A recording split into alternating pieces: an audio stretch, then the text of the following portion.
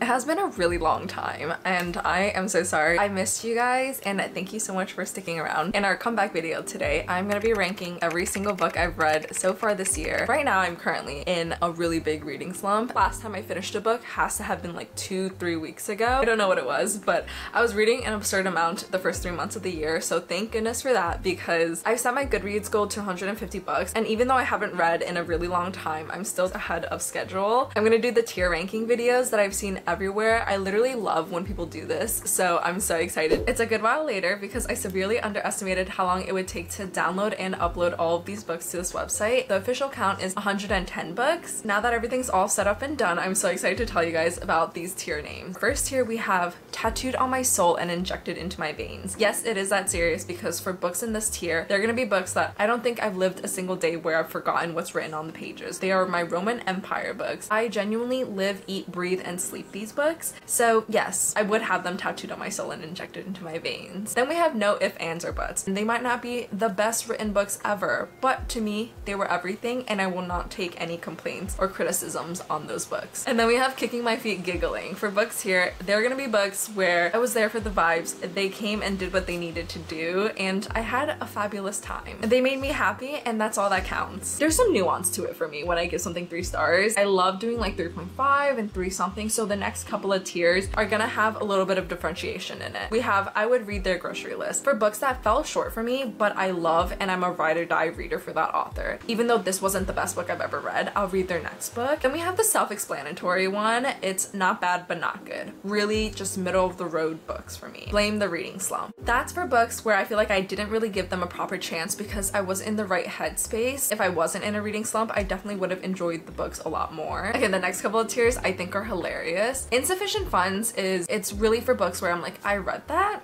When? Where? Books that were super forgettable because they had insufficient funds. And then we have Where's the Undo Button? These are for books that I've finished, but I really wish I didn't. Last but not least, we have Couldn't Pay Me $1 Million, and literally you could not pay me $1 million to finish these. I tried and tried, but they just weren't for me and I had to DNF. The books aren't in any particular order, but the very first one just so happens to be the one I just finished. The Night Ends With Fire by KX Song. I have to put this one in Blame the Reading Slump. The premise of this book was super promising. It's a Mulan retelling and there's dragons, there's magic. Everything about this book was gonna be so good, but I feel like I wasn't able to give it a fair shot because I was picking it up and putting it down really on and off. I Hope This Finds You Well by Natalie Sue. I wouldn't have picked this book up if it wasn't for a book club that I'm in. I think I'm gonna have to say Where's the Undo Button? Not that I like hated it and it was the worst book in the world. It wasn't anything that I liked, would recommend. It was just there. Then we have The Archived. I think this is the book I read in my most recent reading vlog. You Couldn't Pay Me $1 million. I think this book, when I was younger, I might have finished and read and probably enjoyed, but after reading so many books, I just don't think this had enough to like intrigue me and keep my interest going. Oh, I need a category for my nonfiction books. Okay, we have The 12-Week Year, The Tipping Point, and Why Has Nobody Told Me This Before? And I would just like to add as a disclaimer that these books were really good. They did what they needed to do, and they provided a lot of inspiration and insight for the topics that they cover. I'm gonna put them in I Would Read Their Grocery List because you know what, I would read more of what they have to say, especially Malcolm Gladwell. He is one of my favorite nonfiction authors. Just the way he writes and presents his points in such a story-like manner, it's just very intriguing, and I think you learn a lot without realizing you're reading a nonfiction when it comes to his writing. The 7 Husbands of Evelyn Hugo. This book had me entranced. I feel like, yeah, no ifs, ands, or buts. I know a lot of people have stuff to say about this book, but to me, that was a really good read. Archer's Voice.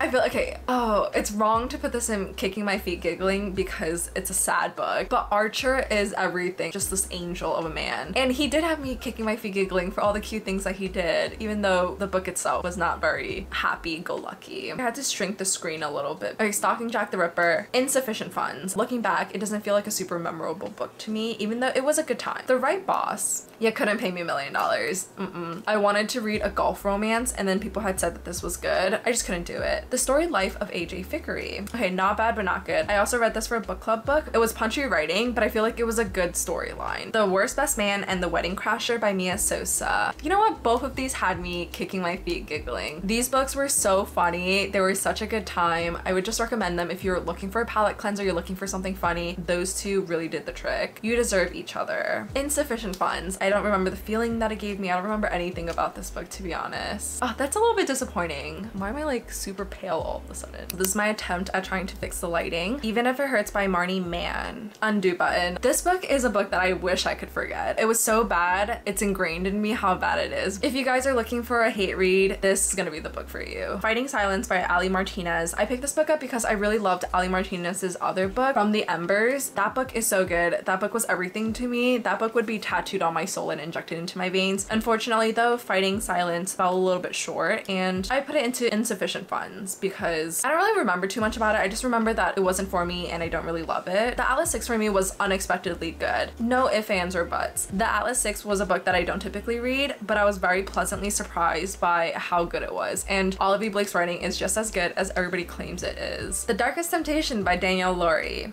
Definitely in no ifs, ands, or buts. This book, so good. A lot of people have a lot to say about this book because of the tropes in it, but I will not take any criticism on this book. It did it for me. It really did. When it comes to a morally gray man in fiction, there's very little I wouldn't do if they're done well. And for Ronan, there's no exception to that rule. The more I think about Ronan, the more I want to move him up. Okay, Partners in Crime. This book had me kicking my feet giggling. It is in third person, so I had to listen to the audiobook to really get into it, but once I was into the plot, it was just so funny. It wasn't even the romance was particularly good, but there was so much chaos happening in this book that it was such a fun time. One Dark Window and Two Twisted Crowns. You know what? No ifs, ands, or buts.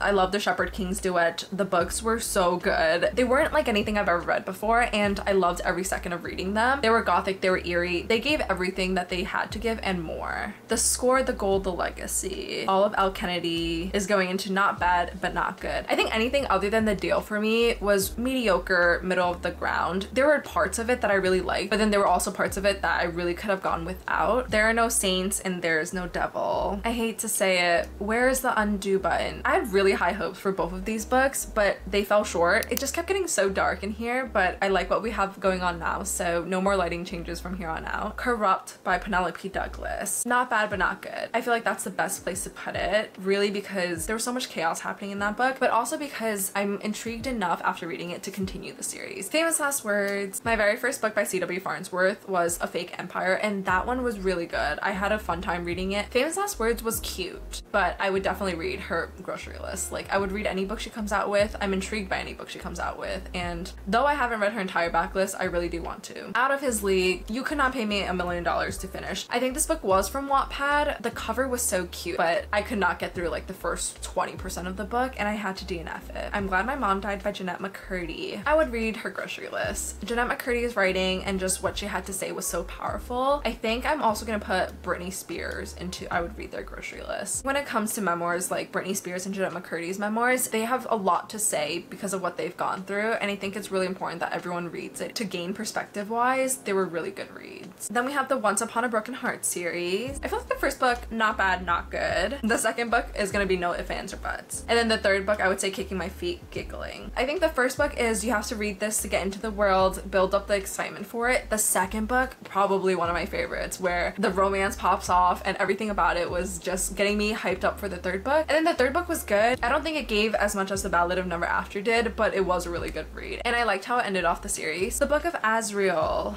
Not bad, but not good. I wish it gave more, and I think there were times where it did give a lot, but there were also times where it fell short, so definitely not bad, but not good. Two Wrongs Make a Right. I'm starting to think I just have the memory of a goldfish because why don't I remember anything about this book? I remember having a good time reading it. I think the vibes of the book was there, but I just don't remember any of the characters' names. I don't remember the plot of the book. I know it's fake dating for sure, and I usually eat up that trope, so that's probably why I really liked the vibes. When in Rome is no ifs, ands, or buts. That book was just really fun. It was really fun, really cute. Yeah, I love a good celebrity small town book, and that was exactly that. Twisted Hate, not bad, but not good. I feel like Twisted Hate was alright. I would say you should read it to get to the best book in the series, which is Twisted Lies. And Twisted Lies 1000% is going into tattooed on my soul and injected into my veins because I don't think there's been a single day where I've forgotten Christian Harper. My friend just finished it and we've been talking about him probably nonstop. He is just a different sort of man. The Serpents and the Wings of the Night by Carissa Broadbent. This is gonna go into no ifs, ands, or buts. This book was really good. I really enjoyed the ending of it and the premise of the book. There's vampires, there's trials, we've got the badass females. I haven't read the second book yet. I really should, and I've been meaning to. Mile High was not bad, but not good. I really wanted to love this book like Love it, love it, love it. But I'm really excited to read The Right Move though, because Ryan Shea in this book, I can see the potential. So everyone might be onto something when they talk about that book. A Fate Inked in Blood. Okay guys, no ifs, ands, or but. I don't think I've shut up about this book in real life. I recommend it to everybody. It's been one of my go-to recommendations. Forget Me Not. Elliot had me kicking my feet giggling. He was so cute when it comes to her. Gravity by Talbauer,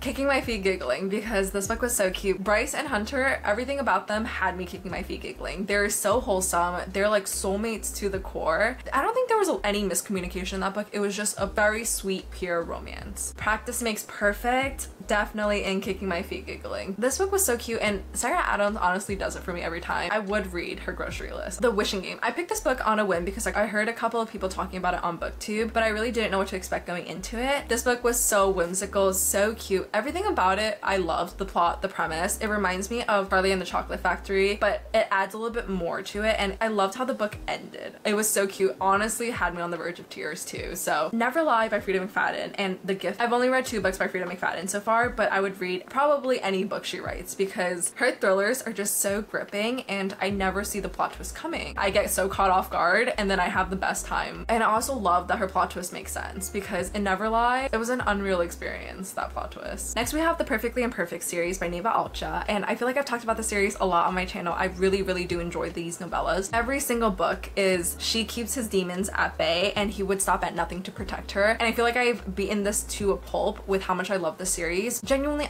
I love the series. So majority of it is going to be going into I would read their grocery list and above, but let's see particularly with each book. We have the first book in the series, Painted Scars. This book I read after reading The Darkest Temptation. It's Russian mafia. Roman in this book didn't live up to Ronan in The Darkest Temptations. I would definitely put him in kicking my feet giggling because it was just such a sweet, quick read. Sweet for what it was because he's morally gray and, you know. Broken Whispers I would put in no ifs, ands, or buts. Majority of them also are arranged marriage, but in this one, he was a possessive, morally grayed single dad. Morally gray single dad in the same sentence. Hello, I love this book. This book gave everything it had to give and I ate it up. Next we have Hidden Truths. It looks like there's a duplicate. I would put this in no ifs, ands, or buts too because Sergey in this book, throughout the first 2 books, you hear about him a lot and that he's struggling with PTSD and the things that he's gone through, and he has these episodes where he goes crazy, and it was just really interesting to read his backstory, what happened to him, and how he is able to find love too. Then we have Ruined Secrets. This is where it started falling off a little bit for me in the series. This book had too much spice for me in it, but I would definitely read anything that Neva Alcha writes. Next we have Stolen Touches, which was better than Ruined Secrets, but I wouldn't say it was like on par with Painted Scars. I think the Stockholm Syndrome in that book was a little bit too much for me. If only I had told her. I read this thinking that I would sob. I definitely didn't cry when I read this. I don't know if it was because I was in a reading slump. I really wanted to be invested in this book. I really wanted to love this book, but it just didn't do it for me. Divine Rivals by Rebecca Ross. I'm gonna put this in no ifs, ands, or buts. I love the writing in this book. I love the plot. I love the premise of this book. It was super lyrical. Roman in that book, the confessions in that book, absolutely no complaints and criticisms. Not that a lot of people have anything negative to say about that book because it's definitely well loved in its own right. Think Outside the Boss. Insufficient Funds. I don't remember much of their romance or even the characters' names. Always Mine. Where's the Undo Button? I really did not like this book. It was my first book by Laura Pavlov, and I feel like she's been really well loved lately, and I always hear about her recent books. The main reason why I didn't like this was because it was a Friends to Lovers. She's a virgin, this, and this, and when it comes to things like that, I don't love it. The Rom-Com by Devin Daniels. Kicking my feet giggling. This book is so underrated. Nobody really talks about this book, but that was probably one of the funniest reads I've ever read, and it was just a really good, quick read that I highly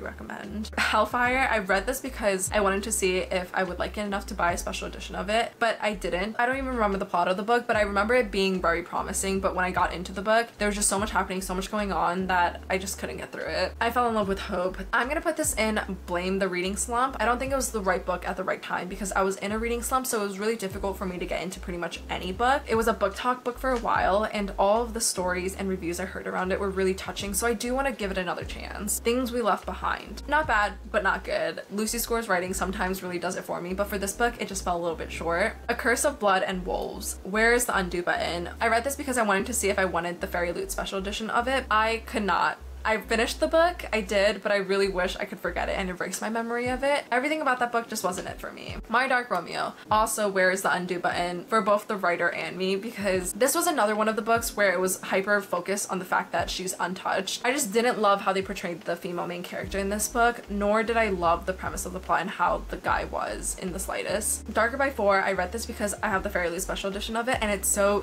gorgeous. It's like Shadowhunters meets Chinese God. Because this is the first book, there was a lot of world building that sets it up for the rest of the series to be really great. This book was just a solid 3 stars for me, but I am excited to continue the series. Caught Stealing. I loved Iced Out by C.E. Reese. Caught Stealing definitely had me kicking my feet giggling, but I don't think I loved it to the same scale of Iced Out. The Fine Print by Lauren Asher. It just wasn't fair because my expectations for this book was sky high. One, because of all the hype that was going around Book Talk when it came to Lauren Asher's writing, and then secondly, it was a billionaire romance. If you know me, literally put me in AA for a billionaire romance trope and for a single dad romance trope or a small town. Honestly, those 3 are my top tropes. Because of the fact that it was a billionaire romance, I thought I would eat it up right away. It just disappointed me a little bit, so I'm putting that in not bad but not good. I am excited to read the rest of her books though. I Hope This Doesn't Find You by Anne Liang. I've got to put that in I would read their grocery list. I feel so seen when I read her books because a part of her writing just speaks to my soul as like one, an Asian American, and then just as a girly. When it came to I Hope This Doesn't Find You, she really encapsulated that feeling of having to perform and then also the feelings of having a high school crush. I think she just does it so well. I'm excited to read her other books that she's coming out with. I think she's releasing this in 2025. The cover itself is to die for, but it's called I Am Not Jessica Chen. I just feel like that book is really gonna do it for me, even though this one did not. Next we have ASAP. I'm gonna put this in not bad but not good. I read this because I wanted to see if I was gonna get the Fairy Loot edition up for it, but it wasn't good enough where I wanted the special edition, but it definitely does have the K-drama, K-pop vibes. It was childhood friends to lovers, a super cute romance, so if you're looking for those, then I think you would like it. I have Finlay Donovan Rolls the Dice and Veronica Ruse Breaks the Bank. I really did like the first book, and the second book, it was funny. There was so much happening. It's like the perfect plot for a movie. I would honestly kill for a movie adaptation of the series, but I just feel like now with these most recent books, it's getting dragged out a little bit, and I think it could have ended at the 3rd book. I don't really know where she's going with the series, but I'm definitely contemplating whether or not I want to continue. When Grumpy Met Sunshine, that is going in Could Not Pay Me $1 Million.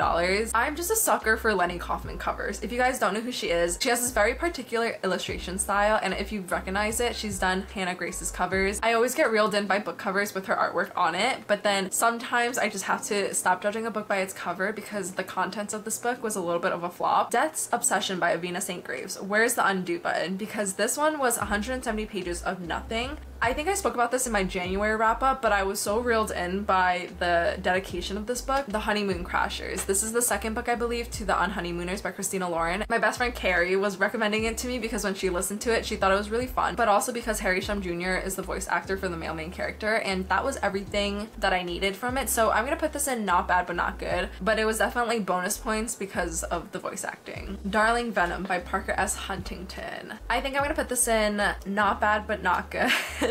It was alright for me. It was a story about grief, and it was really heartbreaking. It was a wild ride, don't get me wrong, and I think that's why it's not going in insufficient funds, because of how crazy the story was. I think I'm gonna remember it, but it wasn't like the best thing I've ever read. Powerless by Lauren Roberts. Okay, now we're talking. I have to put this in tattooed on my soul and inject it into my veins. I can't even describe the roller coaster of emotions that Powerless put me through. The ending of it was crazy. The sweet talking from Kai throughout the story, the trials that they go through, everything about this book was so fun. I love this book, and I probably would sell my soul to read it again. Powerful though is gonna go into no if, ands, or buts, because I don't think it's on the same level as Powerless because it's a novella, but I also will not be taking any criticism on this book. I can see everyone's points though when it came to Adina and how, no, she's like a little bit clumsy, klutzy, yeah. I also do see that it's like love at first sight, blah blah, all that stuff, but no criticisms. I had a really great time reading that book. Reckless, on the other hand,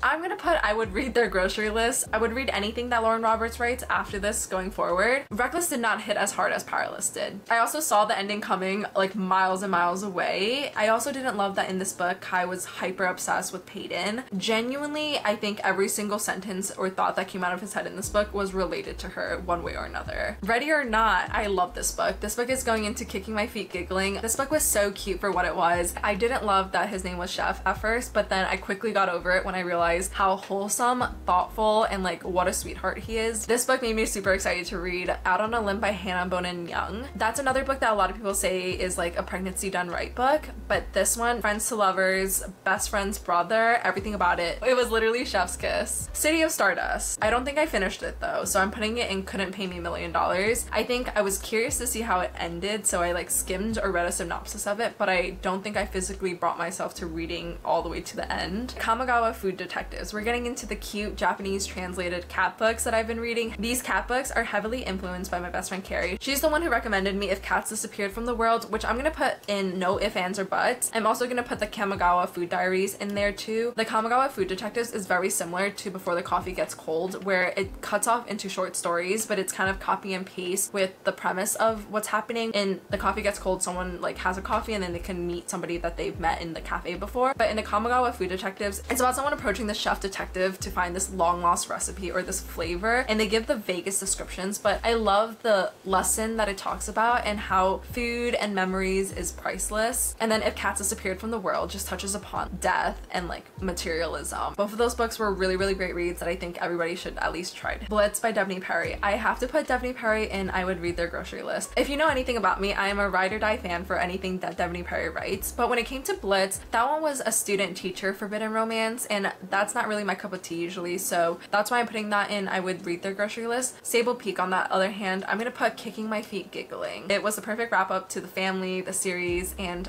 I loved it. I miss the Edens so much. Pretty Boys Are Poisonous by Megan Fox. I'm gonna put this in not bad but not good. It was alright. I think certain poems in the book I really was like, I felt that to my core, and you're being so real for that. And then other parts of the book was just alright. Okay, Picking Peaches by Ansley B. Calloway. I love this book to my very core. Like, this book has to go and tattooed on my soul and injected into my veins. I would actually sell my soul to read this book again, because I don't know what Ansley B. Calloway put in the pages. I read on my Kindle in one sitting, and I haven't done that in a hot minute with a lot of books. I feel like Ansley B. Calloway literally read my mind when she wrote this book, because it had everything I could have ever asked for in both a man and a book. If I could pick out my ideal man, it would be Ashton. Single dad, he's a gentleman, he did acts of service, like he did so much of the little things for her. I loved it. There was also no miscommunication in this book, and it was small town. There was a sports element to it. Everything about this book was perfection for me. Fake Start. I remember I read this because I had a special edition of it. Other than the fact that it's a swimmer romance, she's older and he's like her brother's best friend or something. I don't remember anything else other than that. So it's going in insufficient funds. Hidden Yellow Stars by Rebecca Connolly. No ifs, ands, or buts with this book. It's an inspirational tale. I can't remember if it's based on a true story or not. It's about two brave women who saved Jewish children during World War II. The story was just heart-wrenching, so beautifully written that I would just recommend you check it out. Bride by Ali Hazelwood, which is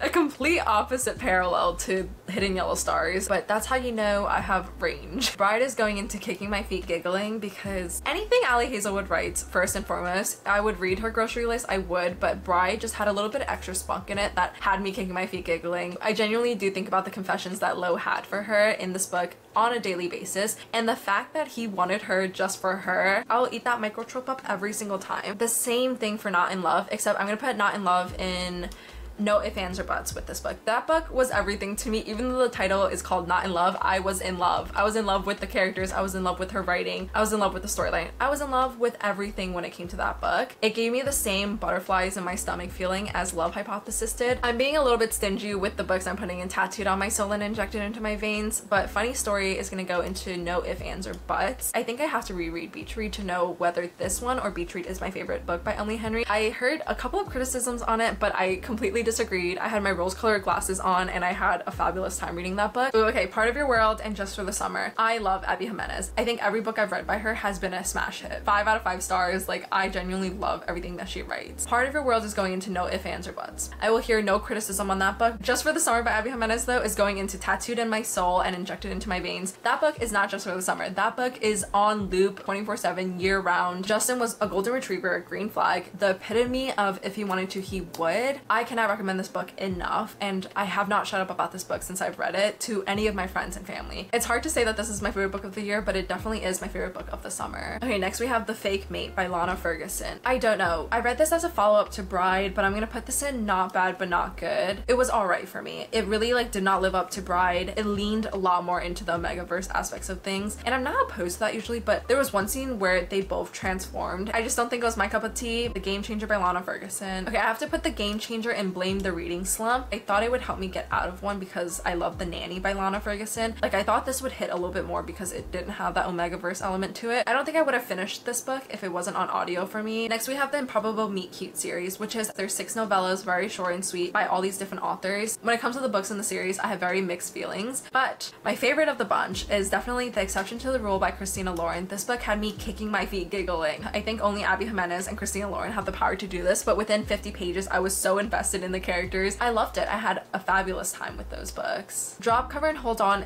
is gonna go into insufficient funds, as is Royal Valentine. Yeah, I'm gonna put both of those in insufficient funds because I don't really remember too much of the premise. I just remember that I didn't love them as much as I did Rosie and the Dreamboat, and with any luck. Rosie and the Dreamboat I'm gonna put in not bad but not good. It was fun, but it was kind of weird because she was stuck in a tanning bed and then he was like talking her through the glass, and then they were like, oh my god, let's go on a date after. I like that it wasn't like love at first sight, let's get married type of situation. With any luck, I'm putting that in I would read their grocery list just because it's Ashley Poston. I love Ashley Poston's writing. I love the 7-Year Slip by her and The Dead Romantics, but I'm also super duper excited to read a novel love story, even though I've heard a lot of mixed reviews on that. Behind the Net by Stephanie Archer. I'm putting this in no ifs, ands, or buts. I love this book so much. It definitely had me kicking my feet giggling, but I'm taking no criticisms on it. It was secret pining, forced proximity, fake dating, sports romance. I just remember loving the dynamic because he's the type of guy who takes care of everybody but himself, and then she's the girl who decided to take care of him, and then he's actually appreciative of that. They were just so cute. PSG Intolerable by Julia Wolf definitely has to go into Tattooed on My Soul and Injected into My Veins. This book,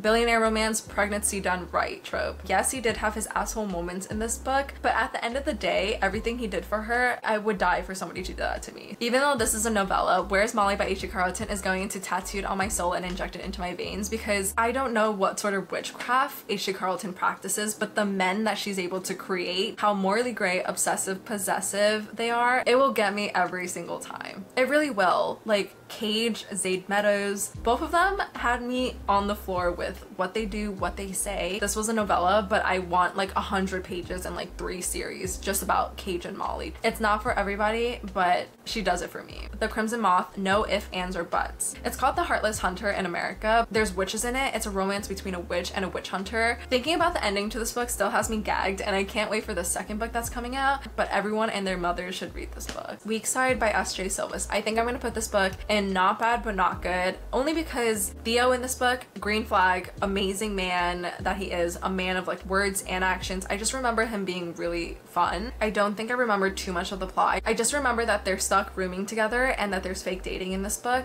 but other than that, a lot of it is kind of a blur. Next is the Hollow Knight series by Lee Jacoy. I feel like I've talked about this a lot on my channel, but I love her novellas. They're short, sweet, and super spicy. They revolve around a holiday, so I love reading them when the holiday comes around. Cupid's Peak, one of my favorites. I'm gonna put that in no ifs, ands, or buts because that one was jock, nerd, super cute, unexpected. I loved it. And then for Midnight Drop, I'm gonna put that in kicking my feet giggling, and then I would put O'Hare's Ranch and I would read their grocery list. There's one scene in particular in Midnight Drop that had me squealing. I think in the case of O'Hare's Ranch, I would just read anything that Lee Jacoy writes, so that's definitely gonna go there. Petty Cupid by Sarah Blue. This is another Valentine's Day novella. I read this following up Cupid's Peak, but also for my video where I was trying to read a book a day and read 30 books in a month. If you guys have not seen that video, then go check it out. But I definitely read this mainly because it was a really short novella and I was trying to reach a reading count, but it was definitely not bad but not good. We're finally at our last book. I can't even imagine how long this video is, but thank you if you made it all the way to the end. We have Unsteady. I think it would have just been not bad but not good, but because I've read it recently, I'm gonna put this in blame the reading slump. I was reading this like on and off with days in between, so like sometimes I would forget the plot and then like try to jump back into it. So I definitely don't think I gave this book a fair shot. I know a lot of people have a lot of love for this book, so I would want to try and read it again, but for now it was just like alright for me. I had to shrink the images so that it would all fit on one screen, but I'm really happy with how this list came out. If you guys couldn't tell by the length of this video and just how much I talk, I am a yapper. So thank you guys so much for watching. If you guys are looking for book recommendations, I cannot emphasize enough how much you have to read the books that are in the tier Tattooed on My Soul and Injected into My Veins. Those books altered my brain chemistry, and I think there's a hot chance that you would love them too. Otherwise, subscribe, leave a comment down below if you've read any of these books, and I'll see you guys next time. Bye!